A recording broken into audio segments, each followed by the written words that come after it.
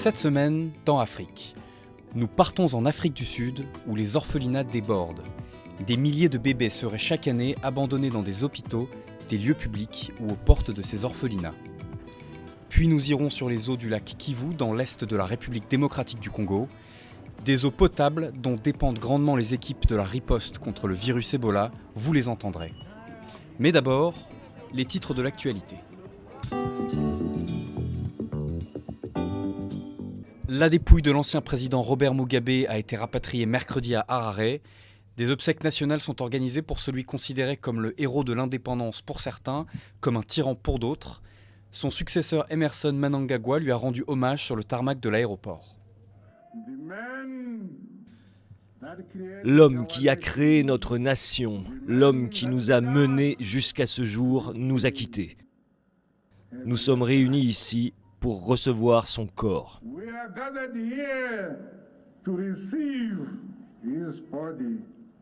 Celui qui a dirigé le pays pendant 37 ans s'est éteint la semaine dernière à Singapour, où il venait régulièrement se faire soigner depuis plusieurs années. Mugabe avait quitté le pouvoir il y a 2 ans, laissant un pays englué dans une profonde crise économique. Les visages du nouveau gouvernement soudanais sont connus. Les 18 ministres choisis par Abdallah Hamdok ont prêté serment dimanche au palais présidentiel de Khartoum. Le premier gouvernement depuis la chute d'Omar el-Béchir en avril fait face à 2 défis majeurs: mettre un terme à la guerre civile qui ronge le pays depuis plusieurs années et redresser une économie en proie aux sanctions américaines depuis 2 décennies. Il s'agit d'une étape majeure du processus de transition vers un pouvoir civil après 3 décennies de régime autoritaire.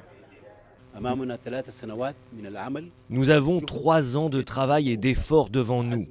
Nous réaffirmons à notre peuple que nous sommes déterminés à conserver ce grand sacrifice en œuvrant à la réalisation de ses objectifs. Les ambitions et les espoirs du peuple soudanais, dont il rêvait, semblaient impossibles dans le passé. Mais ils sont maintenant possibles grâce à nos efforts et à notre travail commun. Parmi ces ministres, 4 femmes, dont la première femme ministre des Affaires étrangères du Soudan, Asma Mohamed Abdallah, qui a d'ores et déjà rencontré son homologue égyptien en visite à Khartoum lundi. Et pendant ce temps au Sud-Soudan, le chef rebelle Riek Machar est arrivé lundi à Juba, la capitale du pays, où il a rencontré le président Salva Kiir pour discuter de paix. Machar et Kiir ne s'étaient pas vus depuis une rencontre au Vatican en avril, pendant laquelle le pape François avait baisé les pieds des 2 hommes accusés de crimes de guerre. Selon l'accord de paix signé il y a 1 an à Addis Abeba, un gouvernement transitoire d'union nationale doit être formé d'ici le début du mois de novembre. Riek Machar, aujourd'hui en exil à Khartoum, devrait alors redevenir vice-président, fonction qu'il a déjà occupée 2 fois depuis le début de la guerre civile en 2013. Je suis revenu à Djouba, même si je m'absente un certain temps. La prochaine fois, peut-être que l'IGAD déterminera mon statut pour être libre de venir ici, discuter davantage avec vous. Nous avons fait des progrès importants dans notre discussion. Le pape François a terminé sa visite au sud-est de l'Afrique. Après une visite éclair sur l'île Maurice, où il a été reçu par une foule de 100 000 fidèles, le souverain pontife s'est envolé d'Antananarivo mardi. Attaqué frontalement par certains catholiques conservateurs, le pape s'est exprimé à bord de l'avion vers Rome. Assumant son discours très social, inspiré selon lui de Jean-Paul II, François a dit qu'il ne craignait pas de schisme au sein de l'Église. Un grand dialogue national au Cameroun, c'est ce qu'a promis mardi le président Paul Biya dans un discours à la nation, retransmis à la radio et à la télévision nationale. Depuis plus d'1 an, les régions anglophones à l'ouest du pays sont le théâtre d'un conflit armé entre séparatistes et forces de sécurité. Ce dialogue sera présidé par le Premier ministre. Il rassemblera des représentants des forces de sécurité ainsi que ceux des groupes armés. En Égypte, les autorités ont rouvert au public 2 tombes du site archéologique de Luxor, et ce après des rénovations ayant coûté au total près de 2 millions de dollars. Ces dernières années, l'Égypte présente ses découvertes archéologiques en grande pompe afin de relancer le tourisme, un secteur vital pour l'économie du pays. C'est l'heure du repas à l'orphelinat Door of Hope de Johannesburg.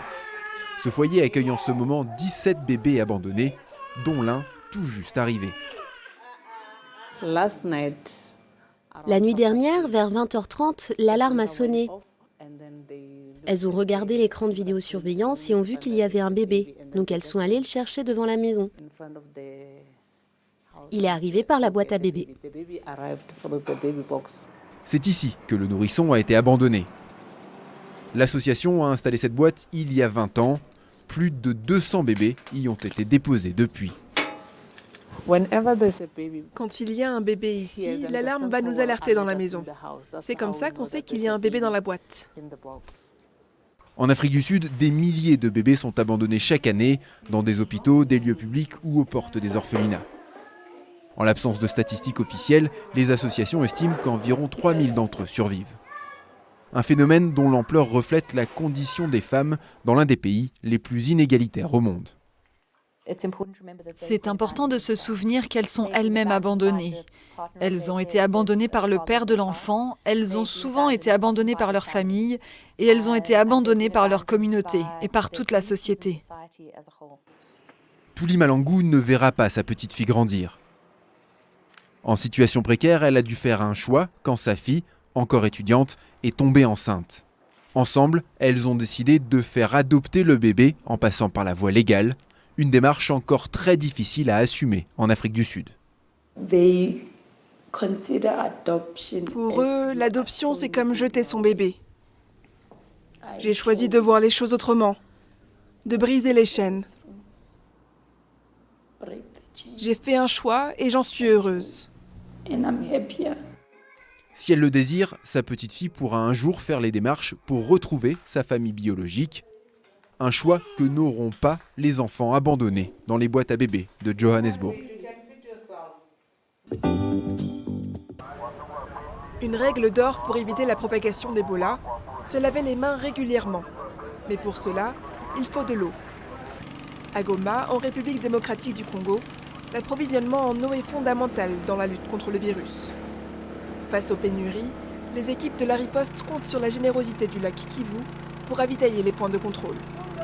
L'importance du lac, vraiment, ça aide surtout pour les personnes vulnérables, les personnes dépourvues et pour la riposte contre la maladie à virus Ebola. Ça nous aide surtout pour la prévention car l'eau est abondante. Trouver de l'eau est un casse-tête à Goma. Le réseau de distribution est vétuste et n'alimente pas tous les quartiers. Tous les jours, ses habitants et ses camions-citernes s'approvisionnent directement dans le lac. Le problème d'approvisionnement en eau potable à Goma démontre clairement que seulement cette partie de la ville est desservie. C'est même pour cela que beaucoup de gens viennent au lac pour se ravitailler. Ils prennent aussi une certaine quantité d'eau pour ceux qui en ont besoin. Au quotidien, les responsables de la riposte organisent plusieurs rotations de camions-citernes. Une fois l'eau du lac récupérée, elle est traitée au chlore, puis distribuée dans les réservoirs des différents points de contrôle. Pour ces 2 tours, il faut 5000 litres d'eau par jour. Si les lacs n'y étaient pas, ça allait être catastrophique. Et surtout, on allait multiplier. Peut-être que les équipes de riposte pouvaient peut-être prendre de l'eau ailleurs, soit au Rwanda, soit à Sake. Mais ça allait être catastrophique, parce qu'on n'allait même pas survivre. Parce que les lacs, je l'ai dit avant, c'est notre seule source de vie en eau potable. Le lac Kivu est un élément essentiel de l'arrêt de la propagation d'Ebola, mais aussi une ressource inestimable pour la population locale. Hôtels, écoles, centres de santé. Ici, tout le monde dépend de l'eau du lac. Samuel Eto'o raccroche les crampons. Le charismatique buteur camerounais a annoncé samedi qu'il arrêtait sa carrière à 38 ans. Élu 4 fois joueur africain de l'année, le meilleur buteur de l'histoire de sa sélection, est aussi considéré comme l'un des plus grands joueurs africains de tous les temps. Eto'o a précisé qu'il occuperait bientôt de nouvelles fonctions. Cet été, le président de la Confédération africaine de football, le malgache Ahmad Ahmad, avait annoncé que Samuel Eto'o et Didier Drogba, la légende ivoirienne fraîchement retraitée, allaient devenir ses collaborateurs.